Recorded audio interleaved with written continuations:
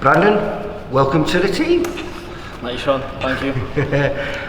First time I got to see you in action, I thought I'd filmed you a couple of occasions, but it wasn't. It was the wrong Brandon. It was Brandon Strand I'd seen. But you've been out what? Nearly years now.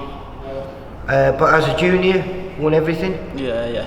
Won Commonwealth bronze, won the ABAs, CYPs, Scottish medals, everything. Well, most things except for the Olympics. Didn't go to the Olympics. No. But you were training with a group of lads that I think a lot of people in the next couple of years are going to be talking about. Yeah, Peter McGrail, Andrew Kane, a few of the other lads, Brad Strand and stuff. But I think Peter and Andrew and are going to be the main ones to be looking for in the future. I was trying to work out how you can. Andrew Kane, I think I filmed him losing a close fight in the youth national finals to Sonny Edwards. But he seems to be his style. Do you remember Johnny Boy Quigley? Yeah, he used to be in the gym. Well, Johnny, he reminds me of him, but Johnny with power. That's what Andrew Kane is, isn't it? You know, super skills, but can bang a bit. It looks like you can bang a bit. Yeah, some punch. It's got to be punch. Been boxing for this long now.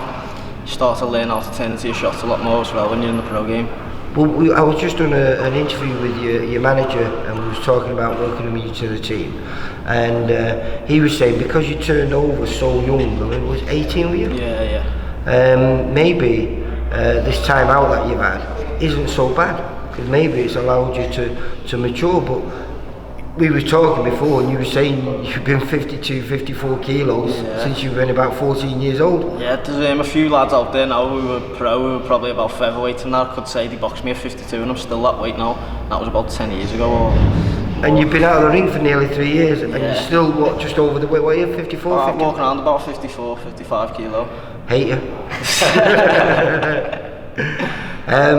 So what are you, I mean, I presume your expectations are high then with being so successful as an amateur. Yeah. You believe you can go all the way to the top? Yeah, I believe I've got world titles in me, definitely.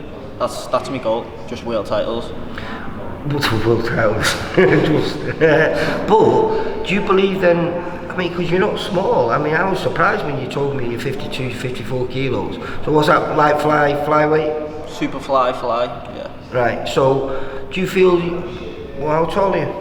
About 5'6", 5'5". So, no, you know, you could go all the way up to bantamweight, maybe even super bantamweight if you wanted to. Yeah. You being so young? Yeah, I reckon feather would be me, like, last weight that I could go to.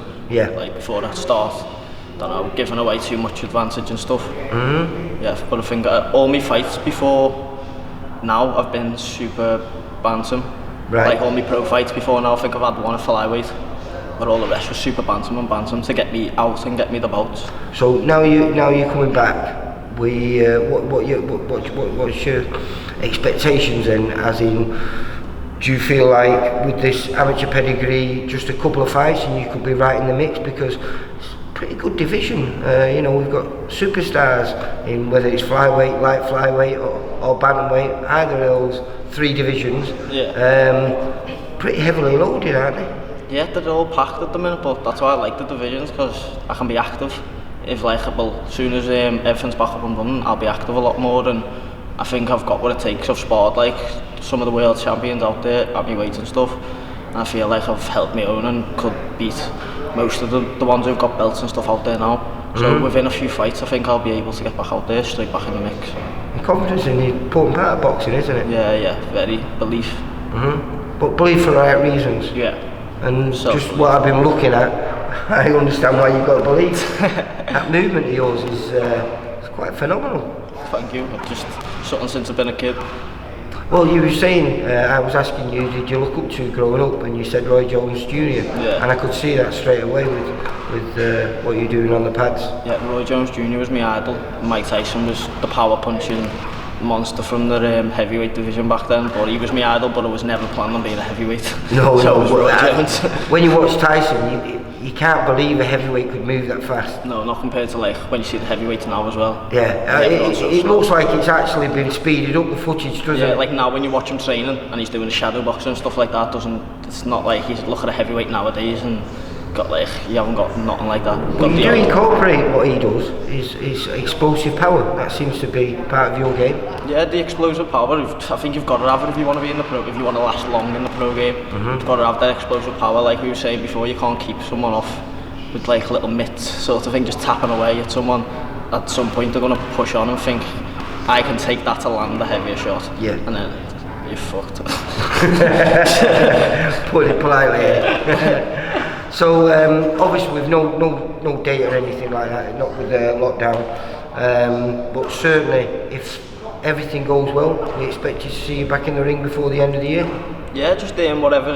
When Steve tells me, I'm ready whenever to get back in the ring. I've been training for the 3 years that I've been fighting still, but like the lockdown didn't change it. I've been locked down for like 3 years myself, so I've been ready. So as soon as Steve says there's a show and stuff like that, I'm ready to. Chris, just move over for the last bit here, mate. This is your coach. Were you amateurs together? I was his amateur coach for a while. Yeah? Yeah, I don't think we trained at the same time, did we? Nah, you was the coach as I was coming with you. Yeah. But you, through peak performance, is this how you got back Not together? from the Red Triangle, so I boxed in the Red Triangle myself, and then Right. I stopped boxing when I was around about 22, and then I think around what time you came in? Yeah. How old are you now, Chris? I'm 31 now. Babyface though. Yeah, I think he was about 10 or 11 when he came to the gym, weren't you? So I've been with Brandon a long time now, so we've got a good connection, do you know what I mean? It's not just fucking... You've got to admit that Everton Red Triangle has produced some quality lads, as you were just talking about. Yeah. Andrew Kane, Peter McGrail, I think these are kids that... The fact that they've been together, sparring each other for all them years, brought them all on, do you know what I mean? They've all had each other come on and get better. Could be exciting times then. Yeah, big boss.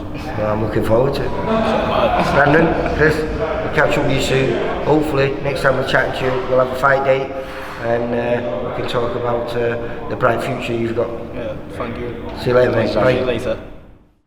For all boxing info, news and latest interviews, amateur and pro, across the north, click and subscribe.